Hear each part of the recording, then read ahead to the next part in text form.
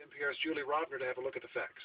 The ad attacking Gingrich covers a lot of subjects. It's actually sponsored by a super PAC run by former Romney aides, not by the Romney campaign itself. Here's the part dealing with abortion.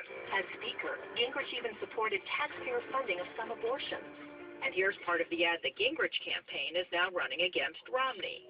Romney appointed a pro-abortion judge, expanded access to abortion pills, put Planned Parenthood on a state medical board, but failed to put a pro-life group on the same board. And Romney signed government-mandated health care with taxpayer-funded abortions. Listening to the ads, you might think these two candidates support abortion rights, but that's hardly the case, says Donna Crane. She's policy director of the group NARAL Pro-Choice America. The idea that either of these candidates is in any way remotely pro-choice would be laughable if it weren't actually so dangerous for women. We asked 3 different anti-abortion groups for their view of the Republican ad wars, but they all declined to get involved in the intra-party dispute.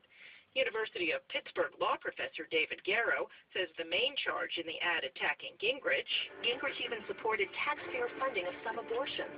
May technically be true, but it's still inaccurate. When that advertisement says, quote, some abortions, unquote, it's knowingly avoiding the fact that the measure that Gingrich supported, sponsored by well-known right-to-life anti-abortion Congressman Henry Hyde, would have had the effect of removing financial support from 7, 8, 9% of abortions.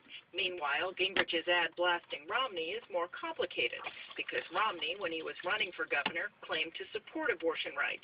It was during his term that he said he changed his mind on the subject. But even so, Romney can't be blamed or take credit for some of the things in the ad, says NARAL's Donna Crane. For example, this charge. And Romney signed government-mandated health care with taxpayer-funded abortions. Yes, the Massachusetts health law pays for abortion, but so did the program it replaced. And that's largely because the state Supreme Court said the state's constitution required it, Crane says. If the charge is, does Massachusetts care for its low-income women, then yes, guilty as charged. Massachusetts has a good policy in that regard, but it's not attributable one way or the other to Mitt Romney. And this reference? Expanded access to abortion pills. That's really a reference to the morning after birth control pill. And while Romney did sign one bill to make those pills more available, he also vetoed one that would have required their availability for rape victims. Still, in the end, Pittsburgh law professor and abortion scholar Garrow thinks the ad might actually help Romney should he, as expected, become the GOP nominee.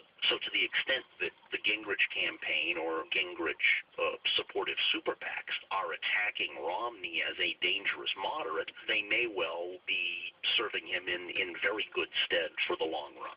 Which is, of course, exactly the opposite of what Romney's conservative opponents are trying to do. Julie Rovner, NPR News.